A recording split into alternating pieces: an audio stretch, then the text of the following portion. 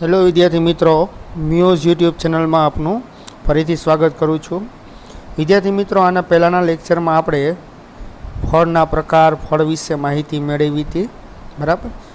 અને ભ્રૂણની અગાઉની આપણે વાત થઈ ગઈ હતી કે ભ્રૂણના નિર્માણ બાદ બીજનું નિર્માણની શરૂઆત થાય, બરાબર. અને બીજ બાદ બીજાશયમાંથી ફળનો વિકાસ થાય.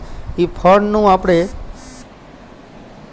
બંધારણ, એના પ્રકારો, બરાબર, સત્ય ફળ, અસત્ય ફળ વગેરે જેવી માહિતી આપણે મેળવી હતી. હવે ત્યારબાદ વિદ્યાર્થી મિત્રો આપણે વાત કરવાની છે બીજની અગત્યતા. બીજની અગત્યતા શું છે, બીજ કેમ આપણે જરૂરી છે. અને આપણે બીજની અગત્યતા ભણી પણ યાદ કરજો વિદ્યાર્થી મિત્રો કે બીજ એ લિંગી પ્રજનનની નિપજ છે. જો લિંગી પ્રજનન વનસ્પતિમાં ન થાય તો બીજ બને નહીં, બરાબર. એટલે વિદ્યાર્થી મિત્રો, આપણે બીજની અગત્યતા ભણી ત્યારે એટલું યાદ રાખવાનું કે વનસ્પતિમાં અલિંગી પ્રજનન પણ થાય છે. વનસ્પતિમાં અલિંગી પ્રજનન પણ થાય છે, પરંતુ તેમાં બીજનું નિર્માણ થતું નથી. બીજનું નિર્માણ ફક્ત વનસ્પતિ લિંગી પ્રજનન કરે તો જ બીજનું નિર્માણ થશે. એટલે આપણે લિંગી પ્રજનનનું ચેપ્ટર ભણી તો આપણે બીજનું નિર્માણ થવાનું જ છે. તો બીજ બને તો બીજ બન્યા પછી એની વનસ્પતિ માટે અને આપણા માટે શું અગત્યતા છે તે આપણે હવે જોવાનું છે.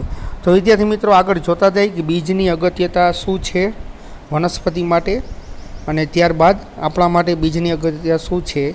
અને અમુક વનસ્પતિના બીજની આપણે જીવિતતા જોવાની થશે કે બીજ લાંબામાં લાંબા સમય સુધી ક્યાં સુધી રહી શકે બીજ, બરાબર, વગેરે માહિતી આપણે બીજની અગત્યતામાં લેવાની થશે. તો આગળ જોઈ, બીજ એ આવૃત બીજધારી વનસ્પતિઓમાં કેટલાક લાભ પ્રેરે છે. આવૃત બીજધારી વનસ્પતિઓ એમાં ઘણા બધા લાભ બીજને કારણે થાય છે. પ્રથમ, જોવા મળતી પરાગનયન અને ફલન જેવી પ્રાજનનિક ક્રિયાઓ પાણી પર આધારિત નથી. પ્રથમ આપણે ચેપ્ટરની શરૂઆતમાં પરાગનયન જોયું અને ફલન, આ ક્રિયા પણ આપણે જોઈ લીધી. જે પ્રજનન ક્રિયાઓ છે જે પાણી ઉપર આધારિત નથી, એમાં ક્યાંય પાણીની જરૂર પડતી નથી, બરાબર. ફલન કરવા માટે પણ પાણીની જરૂર પડતી નથી. જ્યારે બીજના નિર્માણ પાણી પર વધુ આધારિત છે. બીજનું નિર્માણ કરવું હોય તો આપણે પાણી હોવું જરૂરી છે. વનસ્પતિમાં બીજ બનાવવું હોય તો પાણી વગર બનશે નહીં, બરાબર. એટલે લિંગી પ્રજનન કરતી વનસ્પતિને પૂરતા પ્રમાણમાં પાણી મળશે તો એ બીજનું નિર્માણ કરી શકશે. બીજી અગત્યતા આપણે વાત કરીએ તો કે બીજ નવા વસવાટમાં વિકિરણ પામવા માટે વધુ સારું અનુકૂલન ધરાવે છે. બીજ રહ્યું વનસ્પતિ ઉપર આવે, વનસ્પતિ ઉપરથી બીજનું નિર્માણ થાય, એવી એ બીજને નવા વસવાટમાં જવું હોય તો સારામાં સારું અનુકૂલન વનસ્પતિનું બીજી જગ્યાએ એને ઉગવું હોય, બરાબર. આપણે સામાન્ય શબ્દોમાં કહીએ તો એક વનસ્પતિનો છોડ હોય, એ છોડને બીજી જગ્યાએ બીજી જમીન ઉપર જઈને, બીજા કોઈ સ્થળે જઈને એ વનસ્પતિને પોતાનો અહીંયા વિકાસ કરવો હોય તો એ કેના દ્વારા જશે તો કે બીજ થ્રુ, બરાબર. બીજ રહ્યું એ વનસ્પતિ ઉપર આવે. હવે એ બીજ પ્રાણીઓ દ્વારા, પક્ષીઓ દ્વારા, કેના દ્વારા એ બીજ રહ્યું એ બીજી જગ્યાએ સ્થળાંતર થશે અને ત્યાં પડશે એ બીજ, એટલે એનું બીજાંકુરણ થાય અને એમાંથી નવી વનસ્પતિ ઉગશે. આને આપણે બીજ વિકિરણ કહીએ, બરાબર. વનસ્પતિનું એક જગ્યાએથી બીજી જગ્યાએ સ્થાનાંતર થવા માટે સારામાં સારું અનુકૂલન હોય તો બીજ, બરાબર. બીજ જ એક વનસ્પતિને એની સંતતિ દ્વારા બીજી જગ્યાએ, બીજા સ્થળ ઉપર લઈ જશે. એટલે બીજ નવા વસવાટમાં વિકિરણ પામવા માટે વધુ સારું અનુકૂલન દર્શાવે છે. એટલે કે નવા વસવાટમાં જવા માટે વનસ્પતિને સારામાં સારું અનુકૂલન કયું છે? બીજ છે. જાતિને પોતાનાપણું જાળવવામાં મદદ કોણ કરે? બીજ, બરાબર. તમે લીમડો વાવો, લીમડા ઉપર બીજ આવશે, લીંબોડી જે આપણે કહીએ, એ વાવો તો હંમેશા લીમડો જ ઉગશે, બીજી કોઈ વનસ્પતિ ઉગશે નહીં, બરાબર. એટલે લીમડાની જાતિ હોય એનું પોતાનાપણું જાળવવામાં મદદ કોણ કરશે તો કે એના ઉપર આવતા બીજ. એવી જ રીતના તમે કેરી હોય, કેરીનો ગોટલો વાવો કે કોઈ પણ વનસ્પતિના બીજ વાવો તો તે જ વનસ્પતિ એમાંથી ઉગે છે, તે જ વનસ્પતિ એમાંથી ઉગશે. એની પાછળનું કારણ શું? તો કે એ વનસ્પતિનું બીજ રહ્યું, એ વનસ્પતિનું બીજ એ વનસ્પતિ જેવા જ લક્ષણો ધરાવતી વનસ્પતિ સ્વરૂપે વિકાસ પામશે. એટલે કોઈ પણ વનસ્પતિનું બીજ હોય એ પોતાનાપણું જાળવવા માટે જવાબદાર છે. બરાબર? એટલે બીજ એ વનસ્પતિ ઉપર આવેલું હોય, એ બીજને તમે વાવો તો તેના જેવી જ વનસ્પતિ ઉગે, નહીં કે બીજી વનસ્પતિ. બરાબર? એટલે બીજ વનસ્પતિની ચોક્કસ જાતિનું પોતાનાપણું જાળવવા માટે મદદ કરે છે. સખત જરૂરિયાત મુજબનો સંચય ખોરાક ધરાવતું હોવાથી અંકુરિત ભ્રૂણ જ્યાં સુધી પ્રકાશ સંશ્લેષણ માટે સક્ષમ ન બને ત્યાં સુધી પોષણ પૂરું પાડે. એટલે કે વનસ્પતિના બીજને તમે વાવો તો તરત જ એનું બીજાંકુરણ થાય, તરત જ એ પ્રકાશ સંશ્લેષણ કરી શકશે નહીં. કેમ કે હજી બીજમાંથી બીજાંકુરણ જ થયું છે, એમાંથી સંપૂર્ણ હજી વિકસિત વનસ્પતિ બની નથી. તો બીજનું બીજાંકુરણ થાય દરમિયાન એ બીજના બીજાંકુરણ માટે પોષણની જરૂર પડશે. તો એ પોષણ કોણ પૂરું પાડશે? તો કે બીજની અંદર સંગ્રહિત ખોરાક.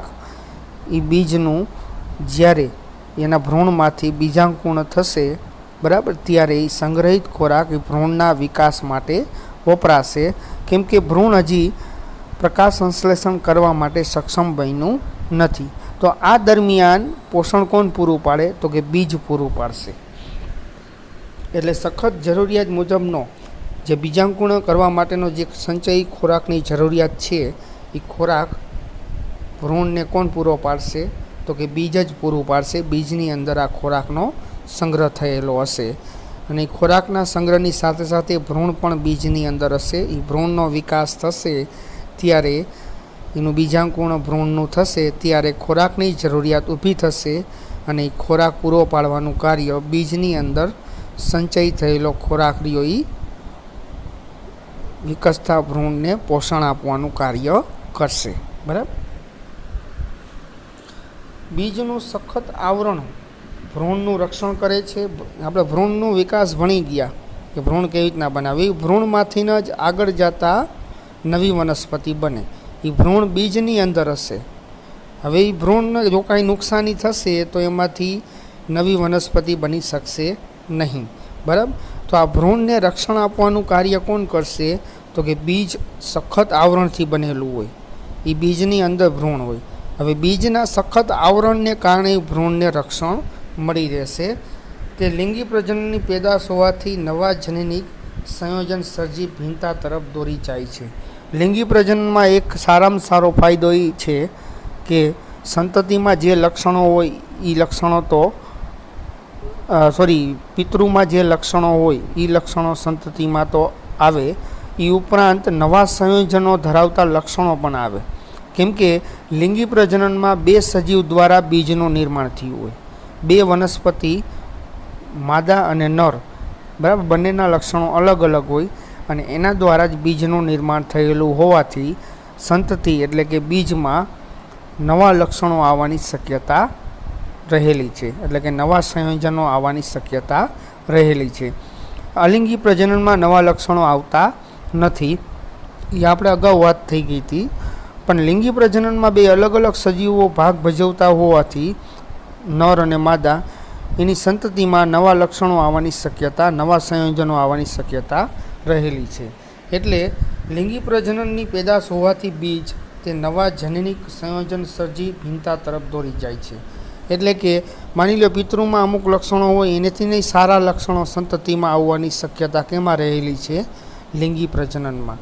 અને એ જે બંને પિતૃ હોય નર અને માદા એના દ્વારા બીજનું નિર્માણ થયું હોય એ બીજ તમે વાવો તો એમાં નવા સંયોજનો આવવાના પેઢી દર પેઢી શક્યતા રહેલી છે. બરાબર? એટલે બીજ રહ્યું એ લિંગી પ્રજનનની પેદાશ હોવાથી એમાં નવા લક્ષણો, નવા જનનિક સંયોજનો તરફ સંતતિને દોરી જાય છે અને નવી ભિન્નતા આપે છે. બીજ એ આપણે કૃષિનો પાયો છે. બીજ ન હોય તો એગ્રીકલ્ચર જે આપણે ખેતીવાડી કહી છીએ એ શક્ય હોત નહીં. કેમ કે ખેતીવાડીમાં દર વર્ષે આપણે પાક વાવી છીએ. એ પાકને વાવવા માટે બીજની પ્રથમ જરૂરિયાત હોય. જો બીજ ન હોય તો ખેડૂત કોઈ પાક લઈ શકે નહીં. બરાબર? એટલે બીજનું નિર્માણ થવું બહુ જરૂરી છે. એની બીજની અગત્યતા ખેતીવાડીમાં ઘણી બધી છે. પુખ્ત બીજ જળરહિત થવું અને સુષુપ્તતા પ્રાપ્ત કરવી એ બીજનો સંગ્રહ કરવા માટેની અગત્યની બાબત છે.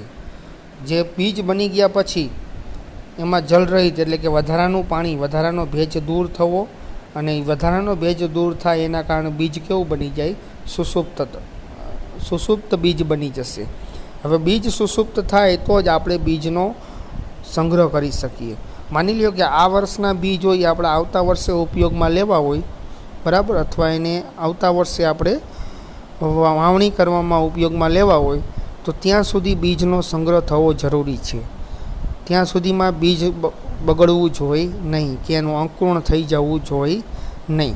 તો આ બીજનો સંગ્રહ કરવા માટે સૌથી વધારે જરૂરિયાત હોય તો શું? એ તો કે બીજમાં વધારાનો ભેજ દૂર થવો, એના કારણે બીજ સુષુપ્ત અવસ્થામાં પ્રવેશે, અને સુષુપ્ત અવસ્થામાં પ્રવેશે એના કારણે બીજને આપણે લાંબા સમય સુધી રાખી શકીએ, જેથી સમગ્ર વર્ષ દરમિયાન ખોરાક તરીકેનો ઉપયોગ કરી શકાય અને આગામી વર્ષમાં પાક મેળવવા માટે તેને ઉગાડી શકાય. જો બીજ જળરહિત એટલે કે બીજમાંથી પાણી દૂર થતું ન હોત તો સુષુપ્ત અવસ્થામાં બીજ જઈ શકે નહીં, અને બીજ સુષુપ્ત અવસ્થામાં ન જાય તો આખા વર્ષ દરમિયાન આપણે ઘઉં ખાઈએ, બરાબર, બાજરી ખાઈએ, આ બીજ આપણને મળી શકે નહીં, બરાબર. અને આગામી વર્ષમાં આપણે પાક માટે પણ બીજ રહ્યા આપણને મળી શકે નહીં, બરાબર. એટલે આખા વર્ષ દરમિયાન ખોરાક તરીકે ઉપયોગ કરવા માટે આપણે બીજનો સંગ્રહ થવો જરૂરી, અને સંગ્રહ થવા માટે બીજ સુષુપ્તતા તરફ જવું જરૂરી, એટલે કે સુષુપ્તતા બીજમાં આવવી જરૂરી છે. એટલે વિદ્યાર્થી મિત્રો, વિચાર કરો, આપણને એક વિચાર આવે કે જો બીજ સુષુપ્ત અવસ્થામાં ન જતું હોત તો એનો સંગ્રહ ન થાય, તો એનો સંગ્રહ થઈ શકે નહીં, તો આપણે આખું વર્ષ દરમિયાન શું ખાવાના આપણે પ્રોબ્લેમ પડે. એટલે કે ઘઉં, બાજરી, આ બધા બીજ જ છે ને, એ કઠોળ, આ બધા બીજ છે, તો આપણને આ બધી વસ્તુ રહી ન મળે, બરાબર. કેમ કે બીજ સુષુપ્ત અવસ્થામાં ન જાય તો બીજ ઉગી જાય, એનું અંકુરણ થઈ જાય, તો આપણે એનો ખોરાક તરીકે ઉપયોગ કરી શકતા નથી, અને આગળના વર્ષે પણ આપણે એને બીજનો વાવણી માટે ઉપયોગ કરી શકતા નથી. એટલે બીજ સુષુપ્ત અવસ્થા જાળવી રાખે એ આપણા માટે જરૂરી છે, અને લાંબા સમય સુધી આપણે સંગ્રહ કરી શકીએ. હવે વિદ્યાર્થી મિત્રો, અહીંયા સુધી બીજની આપણી અગત્યતા હતી, બરાબર. હવે આપણે બીજની જીવિતતા જોવાની કે બીજને લાંબામાં લાંબા સમય સુધી ક્યાં સુધી આપણે એનો સંગ્રહ કરી શકીએ. બીજની જીવિતતા ક્યાં સુધીની હોય? એટલે અમુક બીજ એવા હોય કે અમુક વર્ષો બાદ તમે વાવો તો ઉગે નહીં, એનો મતલબ એવો થયો કે એ બીજ મૃત્યુ પામેલા છે, બરાબર. અને અમુક બીજ એવા હોય કે એને લાંબા સમય સુધી તમે જાળવો, 5, 10, 15 વર્ષ, 100 વર્ષ, તો પણ એ ઉગી જશે. એટલે બધા વનસ્પતિ ઘણા બધા પ્રકારની હોય, લિંગી પ્રજનન કરતી, દરેકના બીજની એક ચોક્કસ જીવિતતા હોય કે ત્યાં સુધી તમે બીજ સાચવો તો એનું અંકુરણ થઈ શકે, અને એથી વધારે સમય સુધી તમે બીજને સાચવો તો એ બીજ રહ્યા મૃત્યુ પામે, પછી એનું અંકુરણ થઈ શકતું નથી. આપણે પણ વાવણી કરતા હોય ત્યાં તમે જોજો અમુક બીજ ઉગશે નહીં, અમુક બીજ ઉગે નહીં, બરાબર. એની પાછળનું કારણ કેમ કે એ બીજની જીવિતતા પૂરી થઈ ગઈ હોય, બરાબર. તો બીજની જીવિતતામાં આગળ વધી બીજ વિકિરણ પછી થોડાક મહિનાઓમાં પોતાની જીવિતતા ગુમાવે છે. અમુક વનસ્પતિના બીજ એવા હોય કે એ બીજ બની ગયા પછી અમુક મહિના સુધીના જ એ બીજને આપણે સાચવી શકીએ, ત્યાં સુધીના જ એ બીજનું બીજાંકુરણ થાય. એ ટાઈમ પૂરો થઈ ગયા પછી બીજનું બીજાંકુરણ થઈ શકતું નથી. મોટાભાગની વનસ્પતિની જાતિઓના બીજ વર્ષો સુધી જીવંત રહે છે, બરાબર. કેટલાક બીજ, વિદ્યાર્થી મિત્રો, હવે આ MCQ માટે IMP છે, યાદ રાખજો. કેટલાક બીજ રહ્યા એ 100 વર્ષ કરતાં પણ વધુ સુધી જીવંત રહે છે, બરાબર. અને ઘણા બીજ એવા છે જૂના હોવા છતાં, જૂના એટલે કે 100 વર્ષ જૂના હોવા છતાં એ બીજને વાવો તો ઉગી જાય, બરાબર. એના પુરાવા મળેલા છે, એટલે કે બીજ રહ્યા એ જીવંત હોવાના પુરાવા મળેલા છે. એટલે દરેક વનસ્પતિમાં જે બીજ આવે છે એની જીવિતતા અલગ અલગ હશે, બરાબર. અને અમુક વનસ્પતિમાં તો વર્ષો સુધી હોય, અમુક વનસ્પતિમાં મહિના સુધી હોય બીજની જીવિતતા. અને અમુક તો પુરાવા એવા પણ મળ્યા કે 100 વર્ષ જૂના બીજ રહ્યા એ તમે વાવો તો પણ ઉગી જાય, એટલે કે 100 વર્ષ જૂના બીજ પણ જીવંત હોવાના પુરાવા મળેલા છે. બરાબર. અહીંયા અમુક ઉદાહરણ આપ્યા વિદ્યાર્થી મિત્રો. સૌથી જૂનું બીજ, વિશ્વનું સૌથી જૂનું બીજ લ્યુપાઇનનું છે. લ્યુપાઇન વનસ્પતિ છે, એનું સૌથી જૂનું બીજ અત્યાર સુધીમાં જોવા મળ્યું છે.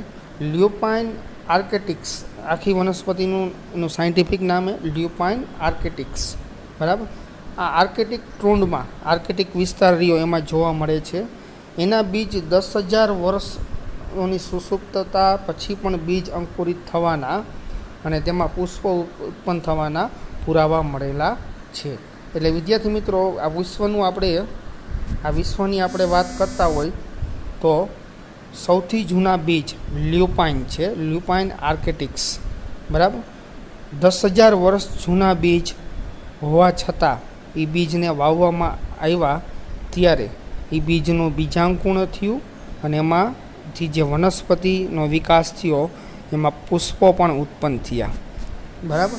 એટલે વિદ્યાર્થી મિત્રો, આપણે કહેવું હોય તો કહેવાય કે આ પૃથ્વી ઉપર એવી પણ વનસ્પતિ છે કે જે પોતાના બીજ ઉત્પન્ન કરે ને બીજ રિયાઈ 10,000 વર્ષ સુધી જીવંત રહે છે. 10,000 વર્ષ પછી પણ વાવો તો પણ ઉગી જાય છે.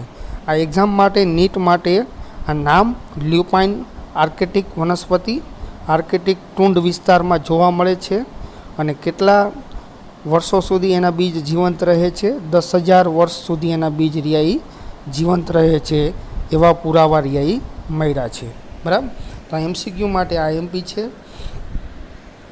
અહીંયા આપણે વનસ્પતિ કહેતા હોય તો કે તાજેતરમાં 2000 વર્ષ જૂના ખજૂરના બીજના પણ પુરાવા મળેલા છે કે ખજૂરના બીજ રહ્યા એ 2000 વર્ષ જૂના હતા.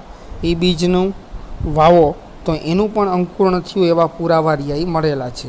એટલે અમુક વનસ્પતિના બીજ રહ્યા 100-200 વર્ષ નહીં પણ હજારો સાલ સુધી જીવંત રહે છે. બરાબર. 10,000 વર્ષ, 2000 વર્ષ સુધી જીવંત રહે છે.